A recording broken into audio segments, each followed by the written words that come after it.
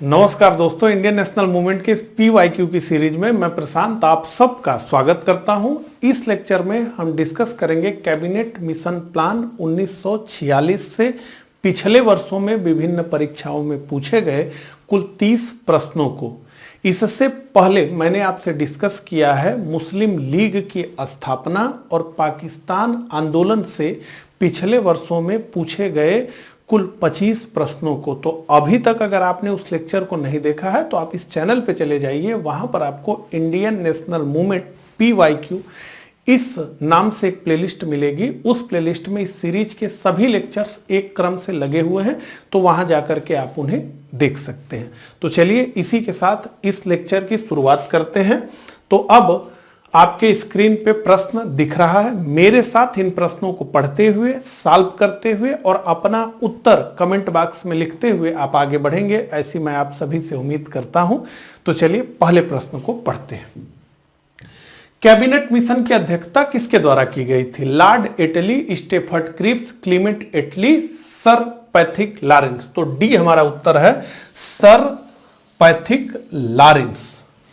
तो भारत विरोधी ब्रिटिश प्रधानमंत्री जिसने अंग्रेजों को द्वितीय विश्व युद्ध में विजय दिलाई, उसकी 1945 में हार हो गई और ब्रिटेन में क्लीमेंट एटली के नेतृत्व में लेबर पार्टी की सरकार बनी। तो क्लीमेंट एटली ने ही नौसेना विद्रोह जो कि 18 फरवरी 1946 को हुआ, उसके एक दिन बाद 19 फरवरी 1946 को एक कैबिनेट मिशन की घोषणा की, जो कि 3 सदस्यीय था और जिसकी अध्यक्षता भारत सचिव पैथिक लॉरेंस ने किया और इसके 2 सदस्य और एक स्टेफर्ड क्रिप्स और दूसरे AB अलेक्जेंडर थे। तो ये 3 सदस्यीय कैबिनेट मिशन 24 मार्च 1946 को भारत आया और इसकी गठन की घोषणा 19 फरवरी 1946 को की गई थी। तो सर पैथिक लॉरेंस इसके अध्यक्ष थे, डी। अगला, इनमें से कौन कैबिनेट मिशन के सदस्य नहीं थे? तो पैथिक लॉरेंस तो थे ही, वो तो अध्यक्ष ही थे। स्टेफर्ड क्रिप्स भी थे, AB अलेक्जेंडर भी थे। तो निश्चित रूप से लॉर्ड बेवेल कैबिनेट मिशन के सदस्य नहीं थे। अगला, द्वितीय विश्व युद्ध के बाद 1946 में से कौन भारत आया था? क्रिप्स मिशन आया था, कैबिनेट मिशन आया था, बेबल योजना आया था, साइमन कमीशन आया था। तो क्रिप्स मिशन तो 1942 में आया, कैबिनेट मिशन प्लान ही आया 1946 में। तो बी हमारा उत्तर है, तीसरे का बी। आगे बढ़ते हैं। निम्न में से किस एक ने भारत के लिए त्रिस्तरीय शासन व्यवस्था का प्रस्तावित किया था? नेहरू समिति ने, साइमन कमीशन ने, क्रिप्स मिशन ने, कैबिनेट मिशन ने। ABCD में से हमारा उत्तर है कैबिनेट मिशन। तो यही जो त्रिस्तरीय शासन व्यवस्था का प्रावधान किया गया था, यही कैबिनेट मिशन को समझते समय मैक्सिमम लोगों को समझ नहीं आता है कि ये किस प्रकार से किया गया। तो मैं चाहूंगा कि 2-3 मिनट का समय लेकर के हम लोग इसको समझ लिया जाए, क्योंकि ये थोड़ा टफ है और इन जनरल लोग पढ़ तो लेते हैं कैबिनेट मिशन, लेकिन इसको समझते नहीं हैं। ठीक है, तो एक बार थोड़ा सा जो है और क्या क्या प्रावधान था हम पढ़ लें, उसके बाद इसको समझते हैं। तो देखिए, 16 मई 1946 को कैबिनेट मिशन ने अपने प्रस्तावों की घोषणा की, जो निम्नलिखित हैं। क्या थे? तो केंद्र में एक संघीय प्रणाली की सरकार होगी, तो एक संघीय प्रणाली की सरकार होगी, यह कहा गया, जिसमें ब्रिटिश भारतीय प्रांत और देसी रियासतें दोनों सम्मिलित होंगी। तो 1935 के अधिनियम में भी यही बात की गई थी, लेकिन वो बन नहीं पाया था ढांचा। केंद्र के अधीन विदेश होगा, संचार होगा, मुद्रा होगा और रक्षा के मामले होंगे तथा शेष सभी विषय प्रांतों के अधीन होंगे। ब्रिटिश भारतीय प्रांतों को 3 समूहों में विभाजन होगा। तो देखिए, कांग्रेस ने कैबिनेट मिशन से यह कहा कि हमें एक बहुत मजबूत केंद्र चाहिए और प्रांत हमें कमजोर शक्तियों वाले चाहिए, यानी प्रांतों की अधिकारिता बहुत सीमित चाहिए और केंद्र बहुत शक्तिशाली चाहिए, जो वर्तमान भारत में है। क्योंकि कांग्रेस को यह डर था कि अगर केंद्र मजबूत नहीं होगा और प्रांतों को अधिक अधिकार दे दिया जाएगा तो हो सकता है कि भारत का विखंडन हो जाए। लेकिन कैबिनेट मिशन ने ठीक इसका उल्टा किया। उसने क्या किया? उसने जो है केंद्र के अधीन केवल विदेश, संचार, मुद्रा और रक्षा, ये 4 विषय रखे और शेष सभी विषय प्रांतों को दे दिए। तो प्रांत कैबिनेट मिशन प्लान के तहत जो बनने थे वो असल में बहुत शक्तिशाली प्रांत थे और केंद्र बहुत कमजोर था, जो कि कांग्रेस को नहीं स्वीकार था। हालांकि कांग्रेस ने कैबिनेट मिशन को अपनी स्वीकृति दी, खैर ये अलग बात है। तो अब देखिए ये कैसे किया गया। तो ब्रिटिश भारतीय प्रांतों का 3 समूहों में विभाजन किया गया। अभी की क्या व्यवस्था है, हम क्या देखते हैं, एक तो भारत संघ है हमें दिखता है, और उसके बाद हमें नीचे प्रांत दिखते हैं। तो उत्तर प्रदेश दिखता है, बिहार दिखता है, हिमाचल दिखता है, पंजाब दिखता है, हरियाणा दिखता है।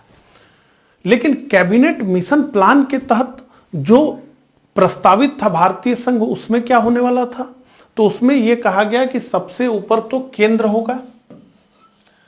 होगा, फिर इस केंद्र के नीचे 3 समूह होंगे। कितने समूह होंगे, 3 समूह होंगे।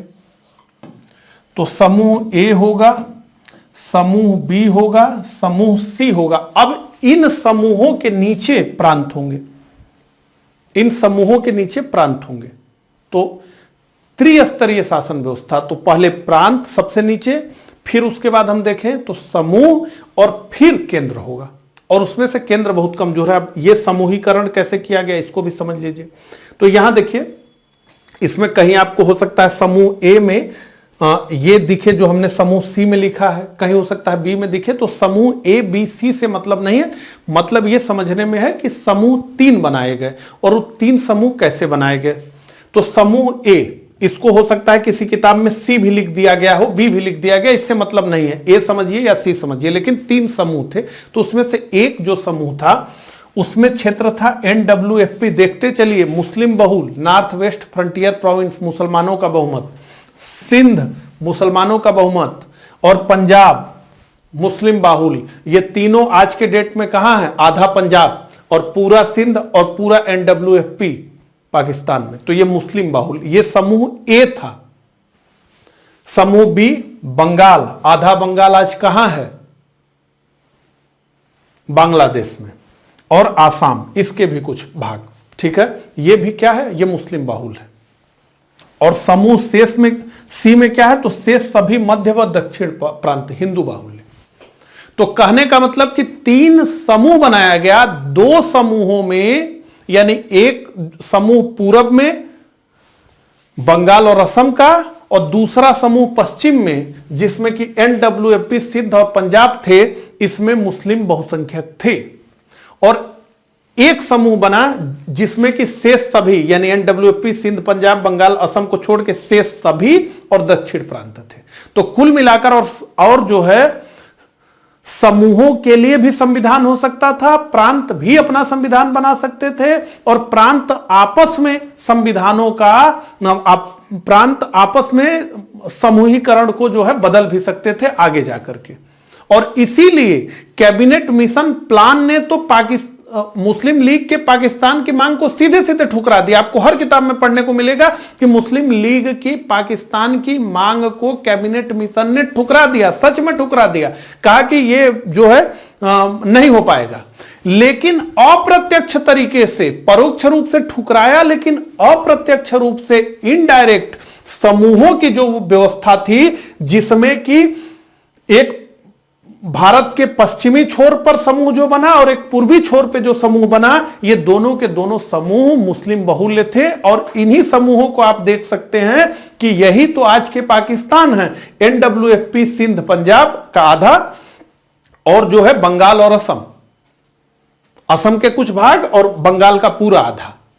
आज यही तो पाकिस्तान है। अब पाकिस्तान से कट करके बांग्लादेश हो गया पूर्वी छोर पर, और पश्चिमी छोर पर आज भी पाकिस्तान यही है। तो ये जो समूहीकरण की व्यवस्था थी, असल में ये मुस्लिम लीग के पाकिस्तान की मांग को अप्रत्यक्ष रूप से पूरा किया गया था। और यही कारण था कि मुस्लिम लीग ने पहले कैबिनेट मिशन प्लान को अपनी स्वीकृति दी थी, क्योंकि जिन्ना को यह लगा था कि प्रभुता संपन्न जो पाकिस्तान वो बनाना चाहते हैं, उसके बीज इसमें छुपे हुए हैं। हमने क्लास में इसके बारे में बहुत विस्तार से डिस्कस किया है। मुझे लगता है कि हम लोग क्वेश्चन पढ़ रहे हैं, इतना हमने समझ लिया तो हमारा काम हो जाएगा, ठीक है। तो आइए ठीक है, तो निम्न में से किस एक ने भारत के लिए त्रिस्तरीय शासन व्यवस्था का प्रस्ताव किया था? कैबिनेट मिशन ने किया था, और वो त्रिस्तरीय व्यवस्था किस प्रकार की थी वो भी हमने समझा। अगला 1946 का कैबिनेट मिशन 3 कैबिनेट मंत्रियों से गठित था। निम्नलिखित में से कौन इसका सदस्य नहीं था? Lord Pethick Lawrence, A B Alexander, Sir Stafford Cripps. तो ABCD ये तीनों थे। तो लॉर्ड एमरी हमारा उत्तर है डी। आगे बढ़ते हैं। इसका प्रस्ताव मई में आया। इसमें अभी भी भारत को विभाजन मुक्त रखने की आकांक्षा थी, जिसका ब्रिटिश प्रांतों से मिलकर बने एक संघीय राज्य का स्वरूप होना था।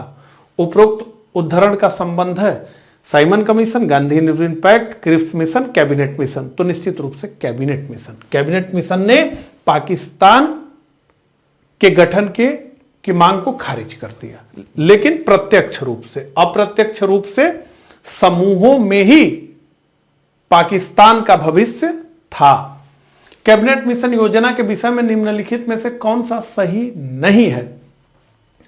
प्रांतीय समूहीकरण था, बिल्कुल प्रांतों का समूहीकरण थी। भारतीय सदस्यों वाला अंतरिम मंत्रिमंडल, निश्चित रूप से भारतीय सदस्यों वाला अंतरिम मंत्रिमंडल। पाकिस्तान की स्वीकृति तो नहीं, प्रत्यक्ष रूप से तो पाकिस्तान की स्वीकृति नहीं थी, खारिज कर दिया। संविधान निर्माण का अधिकार, निश्चित रूप से संविधान निर्माण का अधिकार तो कैबिनेट मिशन प्लान के तहत ही तो संविधान सभा बनी हमारी। अगला, निम्नलिखित में से किसने वायसराय की एग्जीक्यूटिव काउंसिल के पुनर्गठन का सुझाव दिया, जिसमें वार मेंबर सहित सभी विभाग भारतीय नेताओं द्वारा धारण किए जाने थे? साइमन कमीशन, शिमला सम्मेलन, क्रिप्स प्रस्ताव और कैबिनेट मिशन प्लान 1946। तो हमारा उत्तर है 8 का डी। IAS प्री 2008 में पूछा गया ये प्रश्न है। आगे बढ़ते हैं। कैबिनेट मिशन के संदर्भ में निम्नलिखित में से कौन सा से कथन सही है? इसने एक संघीय सरकार के लिए सिफारिश की, तो निश्चित रूप से इसने एक संघीय सरकार के लिए सिफारिश की। इसने भारतीय न्यायालयों की शक्तियों का विस्तार किया। इसने ICS में और अधिक भारतीयों के लिए उपबंध किया। तो ये दोनों उससे संबंधित नहीं है, तो केवल एक सही है। तो केवल एक हमें दिखता है ए में। तो हमारा 9th का जो उत्तर है वो है ए, केवल एक। आगे बढ़ते हैं। कैबिनेट मिशन भारत में आया फरवरी 1942, मार्च 1942, अप्रैल 1942 और उपरोक्त में से कोई नहीं, उपरोक्त में से एक से अधिक। BPSC प्री 2016 में पूछा गया, हम जानते हैं मार्च 1946 को कैबिनेट मिशन भारत में आया था। ठीक है, तो इसमें से कोई ऑप्शन नहीं है, तो डी हमारा उत्तर होगा, उपरोक्त में से कोई नहीं। ये तो सब 42 की बात है। अगला, नीचे 2 कथन दिए गए हैं, जिसमें एक को कथन ए तथा दूसरे को कारण आर कहा गया है। कथन है 1946 में मुस्लिम लीग ने कैबिनेट मिशन प्लान के लिए दी गई अपनी स्वीकृति वापस ले ली। तो मुस्लिम लीग ने पहले तो कैबिनेट मिशन प्लान को अपनी स्वीकृति दी, फिर उसके बाद कैबिनेट मिशन प्लान से अपनी स्वीकृति इसने वापस ले ली कि नहीं, हम कैबिनेट मिशन प्लान को नहीं मानते। 1946 में गठित अंतरिम सरकार में मुस्लिम लीग शामिल हुई थी। तो 1946 में गठित हुई अंतरिम सरकार जो गठित हुई उसमें जो है मुस्लिम लीग ने नहीं शामिल हुई, क्योंकि उसने ये कहा कि जब हमने कैबिनेट मिशन प्लान को ही ठुकरा दिया तो हम जो है अंतरिम सरकार में शामिल नहीं हो गए। लेकिन बाद में ये फिर आकर के अक्टूबर में शामिल हो गई। तो कथन ए तथा कारण आर दोनों सही है, परंतु कारण आर कथन ए की सही व्याख्या नहीं करता। तो 11 का हमारा उत्तर है बी। आगे बढ़ते हैं। कांग्रेस के निम्नलिखित नेताओं में से कौन एक कैबिनेट मिशन योजना के पक्ष में पूरी तरह से था? महात्मा गांधी, जवाहरलाल नेहरू, सरदार पटेल, मौलाना अबुल कलाम आजाद। ABCD में से उत्तर हमारा है महात्मा गांधी। महात्मा गांधी कैबिनेट मिशन योजना के पक्ष में पूरी तरीके से थे, क्योंकि महात्मा गांधी ने यह देखा कि कैबिनेट मिशन प्लान ने प्रत्यक्ष रूप से तो पृथक पाकिस्तान की मांग को ठुकरा ही दिया है, और महात्मा गांधी ये चाहते नहीं थे बिल्कुल भी कि भारत का विभाजन हो। इन्होंने एक स्टेटमेंट भी दिया था, हालांकि वो स्टेटमेंट कई लोगों के लिए काफी घातक साबित हुआ, जिन्होंने इनकी बात पर भरोसा करके पाकिस्तान में रहने का निर्णय लिया और समय से पहले वो भारत में नहीं आ गए। इन्होंने कहा था कि मेरी लाश पर पाकिस्तान बनेगा। तो बहुत सारे लोगों ने यह माना कि गांधी जी ने ऐसा कह रहे हैं तो पाकिस्तान नहीं बनेगा, लेकिन निश्चित रूप से पाकिस्तान बना। तो गांधी जी नहीं चाहते थे कि किसी भी कीमत पर पाकिस्तान का निर्माण हो। लॉर्ड माउंटबेटन से इन्होंने जाकर के कह दिया था कि आप जो है अंतरिम सरकार का पूरा जो उसकी प्रधानता है वो जिन्ना को सौंप दीजिए, जिन्ना जैसे चाहे वो उस तरह से अपना मंत्रालय चाहे। यानी कुल मिलाकर के गांधी जी ये चाहते थे कि किसी भी कीमत पर भारत का विभाजन न हो। लेकिन धीरे धीरे सरदार पटेल को, नेहरू जी को यह समझ में आने लगा कि ये समूहीकरण की जो व्यवस्था है ना, ये बहुत घातक व्यवस्था होने वाली है। और जब अंतरिम सरकार में मुस्लिम लीग और कांग्रेस ने एक साथ काम किया तो भी कांग्रेस को यह स्पष्ट हो गया कि अब जो है भारत से पृथक एक छोटा सा टुकड़ा देकर के पाकिस्तान का निर्माण करवा देना ज्यादा मुफीद होगा। क्योंकि नेहरू जी ने एक स्टेटमेंट में यह कहा था कि हमने सर दर्द से बचने के लिए अपना सर कटवा लिया। आप सोचिए कि यह सर दर्द कैसा था। तो ये महात्मा गांधी। अगला, वह कौन सा कांग्रेस अध्यक्ष था जिसने क्रिप्स मिशन व लॉर्ड बेवल दोनों से वार्ताएं की?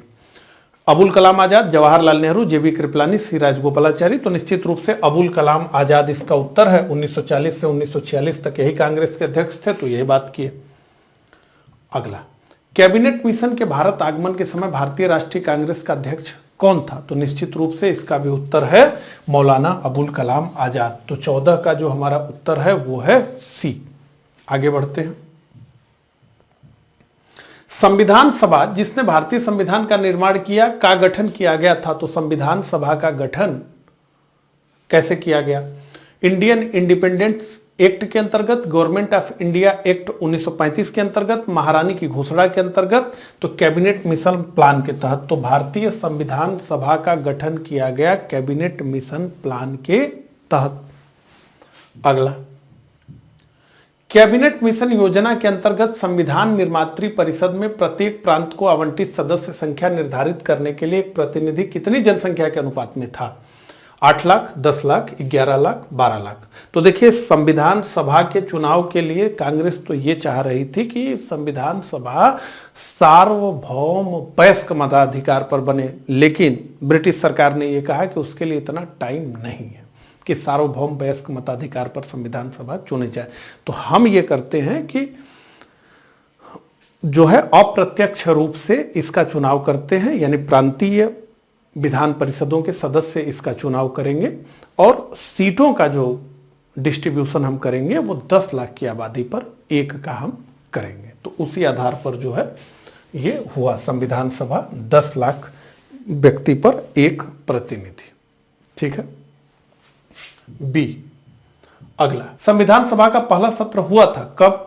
16 अगस्त 1947 को, 26 जनवरी 1948 को, 9 दिसंबर 1946 को, 26 नवंबर 1946 को। तो संविधान सभा का पहला सत्र हुआ था 9 दिसंबर 1946 को और इस सत्र का बहिष्कार किया था मुस्लिम लीग ने। मुस्लिम लीग ने इस सत्र में भाग नहीं लिया। उसका कहना था कि भाई हमको तो एक पृथक राष्ट्र चाहिए और जब हमारा पृथक राष्ट्र हमको मिल जाएगा तो हम अपनी संविधान सभा बनाएंगे और अपना संविधान बनाएंगे। तो 17 का जो हमारा उत्तर है वो है सी। आगे बढ़ते हैं। इनमें से कौन भारतीय संविधान सभा का अध्यक्ष था? Doctor Rajendra Prasad, Pandit Jawaharlal Nehru, Sardar Patel, doctor BR Ambedkar. तो इनमें से भारतीय संविधान के अध्यक्ष थे डॉक्टर राजेंद्र प्रसाद।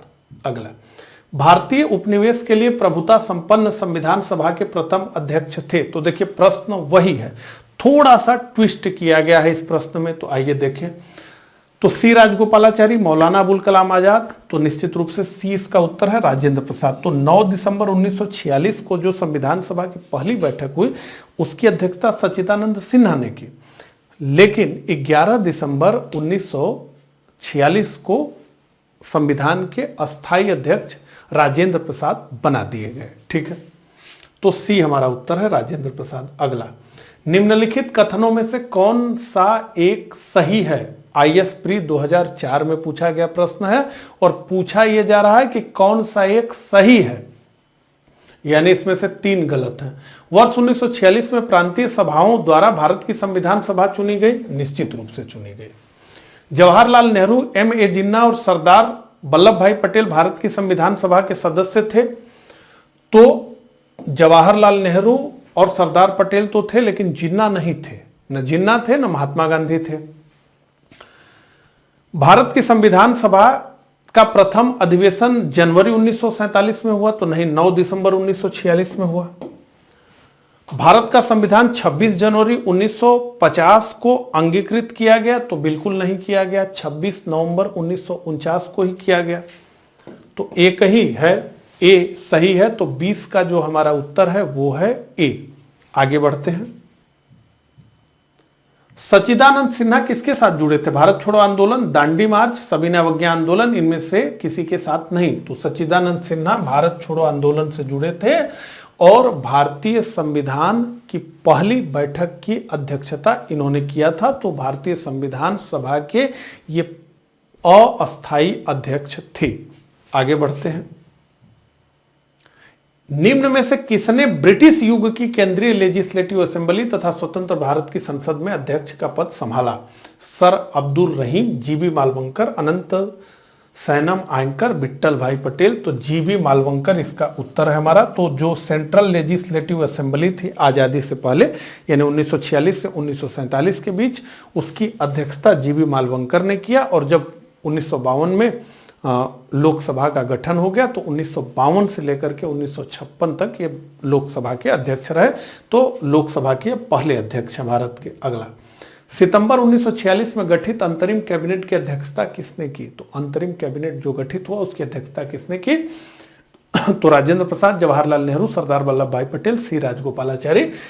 तो सितंबर 1946 को जवाहरलाल नेहरू के नेतृत्व में अंतरिम कैबिनेट का गठन किया गया। मुस्लिम लीग ने इस अंतरिम कैबिनेट में शामिल होने से साफ मना कर दिया, तो मुस्लिम लीग ने इसमें भाग नहीं लिया। लेकिन बाद में जाकर के अक्टूबर 1946 में मुस्लिम लीग भी इसमें शामिल हो गई। ठीक है, तो 20 का उत्तर है हमारा, 23 का।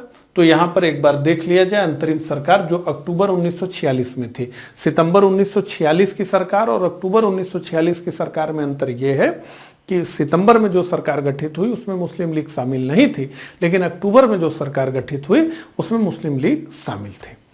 तो जवाहरलाल नेहरू कार्यकारी परिषद के उपाध्यक्ष, राष्ट्रमंडल संबंध तथा विदेशी मामले इनके पास थे। वल्लभ भाई पटेल गृह सूचना प्रसारण, डॉक्टर राजेंद्र प्रसाद खाद्य एवं कृषि, सरदार बलदेव सिंह रक्षा, सी राजगोपालाचारी शिक्षा, डॉक्टर जानमदाई उद्योग एवं आपूर्ति, सी.एच. भाभा कार्य खान एवं ऊर्जा, आसफ अली रेलवे, ये आसफ अली कांग्रेस के कोटे से, जगजीवन राम श्रम। अब देखिए लिकायत अली खान, ये वित्त मुस्लिम लीग का कोटा, आई चुंदरीगर वाणिज्य मुस्लिम लीग का कोटा, अब्दुल रब निस्तार संचार मुस्लिम लीग, गजनफर अली खान स्वास्थ्य मुस्लिम लीग और जोगेंद्र नाथ मंडल विधि मुस्लिम लीग। तो ये सब मुस्लिम लीग के मंत्रालय थे और इसी में से वित्त विभाग मुस्लिम लीग का संभाल रहा था लिकायत अली खान। इसने कांग्रेसी नेताओं को पूरी तरीके से परेशान किया। कांग्रेस के नेता यानी जो मंत्री थे वो अपने ऑफिस में अपने मन से एक चपरासी भी नहीं रख पाते थे। जो भी योजना जो है विभिन्न मंत्रालयों से जाता था, खास करके कांग्रेसी मंत्रियों के मंत्रालयों से जाता था, उसको नो करता था लिकायत अली खान। चूंकि ये वित्त मंत्री था तो वित्त की स्थिति इसी के पास थी। इतना परेशान किया और इसीलिए नेहरू जी ने कहा कि हम सर दर्द से बचने के लिए हमने अपना सर कटा लिया। इतनी स्थिति स्पष्ट समझ में आ गया कि मुस्लिम लीग के साथ सरकार नहीं चलाई जा सकती। बहुत परेशान इन्होंने किया। अगला, 1946 बनी अंतरिम सरकार में डॉक्टर राजेंद्र प्रसाद के पास कौन सा विभाग था? रक्षा, विदेश मामले, खाद्य तथा कृषि, कोई भी नहीं। तो एक बार जो अंतरिम सरकार है उसको हमें याद करना पड़ेगा। ये प्रश्न से समझ में आ रहा है, खाद्य तथा कृषि। और आईएएस जैसी परीक्षा में अगर इस तरह का प्रश्न पूछा जा रहा है तो निश्चित रूप से याद तो करना ही पड़ेगा। अगला, अंतरिम सरकार 1946 में रेल मंत्रालय का कार्य कौन देखता था? तो रेल मंत्रालय किसके पास था? बलदेव सिंह, टीटी चुंदरीगर, आसफ अली, अब्दुल रब निस्तार। तो निश्चित रूप से रेल मंत्रालय किसके पास था? आसफ अली के पास था। 25 का सी। अगला, जब 1946 में भारतीय मुस्लिम लीग को अंतरिम सरकार में सम्मिलित किया गया तब लिकायत अली खान को जो विभाग दिया गया वह था, यह भी आईएएस में पूछा गया प्रश्न है। तो विदेश, गृह, वित्त, तो निश्चित रूप से लिकायत अली खान को वित्त विभाग दिया गया।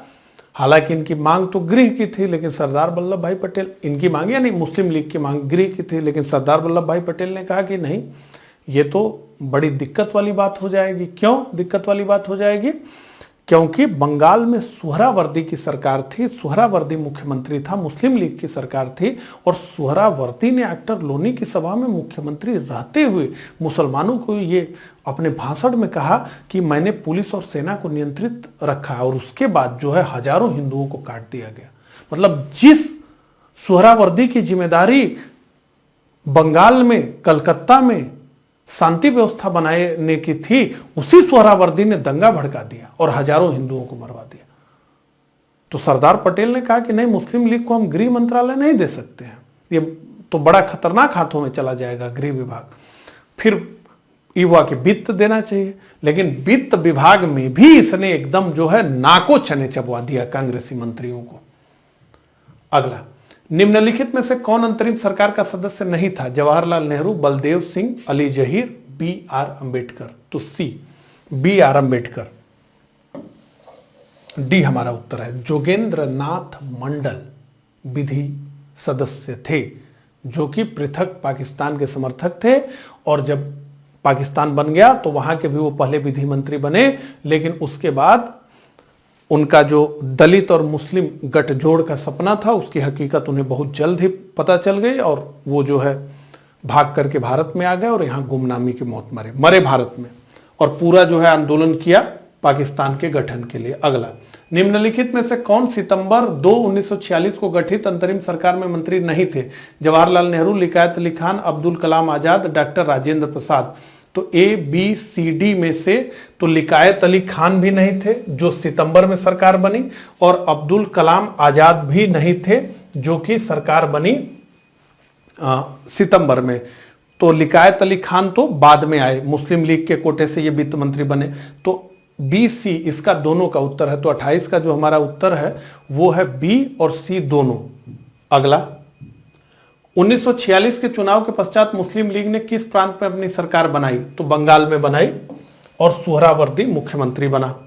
अगला, निम्नलिखित में से कौन सी तिथि मुस्लिम लीग ने सीधी कार्रवाई दिवस हेतु सुनिश्चित की? तो ए 13 अगस्त 1946, बी 14 अगस्त 1946, सी 15 अगस्त 1946, डी 16 अगस्त 1946। तो डी हमारा उत्तर है।